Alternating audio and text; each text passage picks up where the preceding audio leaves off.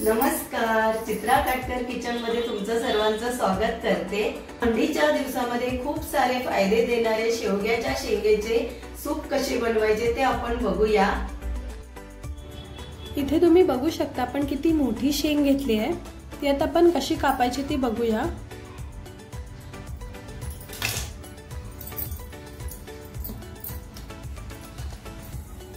अशी आपण साल काढून घ्यायची, आपण कट मारून घ्यायची।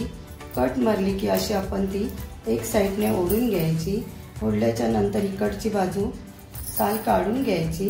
परत सुरीने अशी या बाजूची साल काढून घ्यायची। खालचं देठ त्याचं फेकून द्यायचं। कापताना थोड्या अशा मोठ्या मोठ्याच ठेवा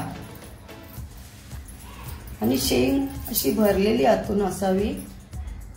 शेंगेचा गर चांगला आतून भरलेला असावा। अशा मोठ्या मोठ्या आणि जरा जाडच शेंगा घ्या।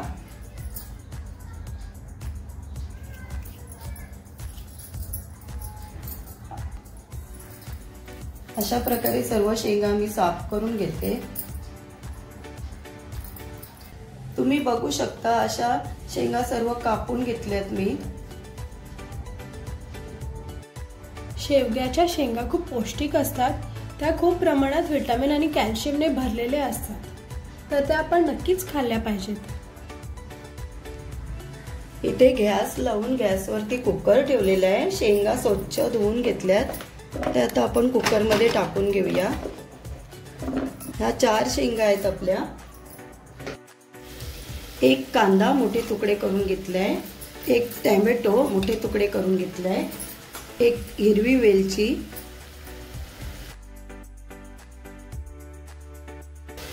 7-8 मिरी, 1 चमचा जिरं,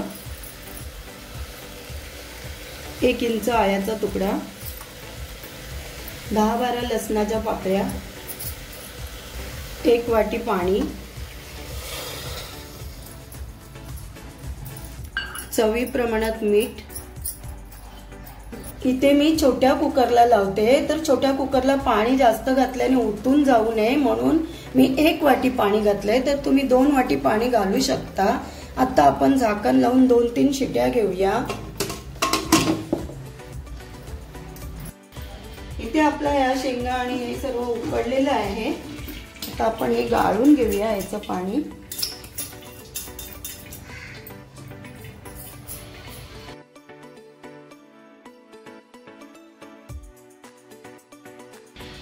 आता आपण शेंगा याच्यातल्या काढून थंड करून घेऊया।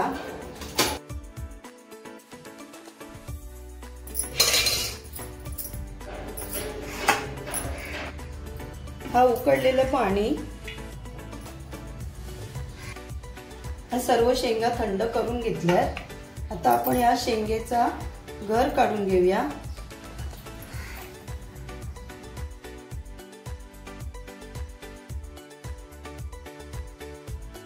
थंडीमध्ये शेवग्याच्या शेंगांची आणि शेवग्याच्या पानांची, शेवग्याच्या फुलांची भाजी केली जाते आणि ती खाल्लेली खूप पौष्टिक असते। अशा प्रकारे आपण सर्व शेंगांचा गर काढून घेऊया। हे टोमॅटो कांदा सर्व थंड झालेले आहे। आता आपण मिक्सरला बारीक वाटून घेऊया। शेंगांचा गर काढलेला तोही वाटायला घेऊया।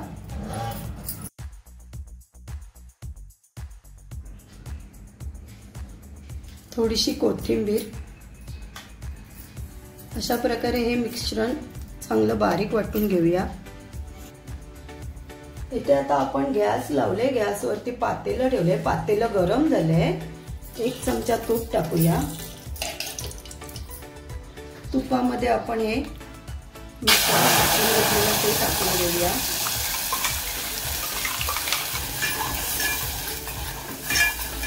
हे 2 मिनिटं छान परतवून घेऊया।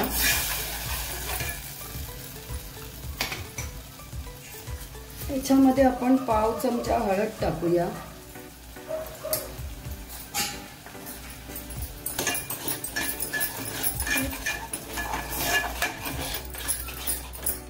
हे मिश्रण आपलं 2 मिनिटं परतवून झाले। आता आपण इथे गॅस मीडियमच ठेवले। हे आपण मगाशी गाळून घेतलेलं पाणी ओतूया।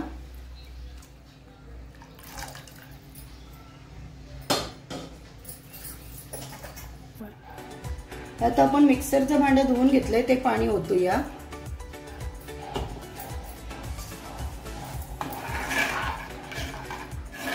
आपण उकडायसाठी मीठ टाकलेलं म्हणून आता मी मीठ टाकत नाही. इथे आता आपण एक उकळी काढून घेऊया.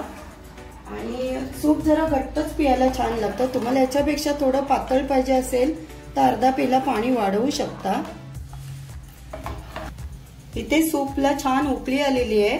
सूप तयार झालेलं आहे. आता आपण गॅस बंद करूया.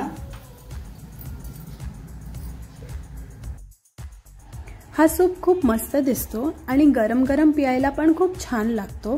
तर तुम्ही वेळात वेळ काढून आमची रेसिपी बघितल्याबद्दल तुमचे खूप खूप धन्यवाद. तर मस्त खा आणि स्वस्थ रहा.